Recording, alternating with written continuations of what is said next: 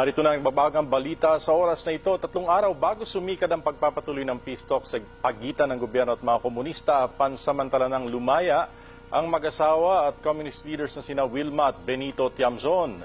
Nauna nang pumayag ang korte na makapagpiyansa mag-asawa pero hinintay pa munang maproseso ang release papers bago sila makalabas ng piitan.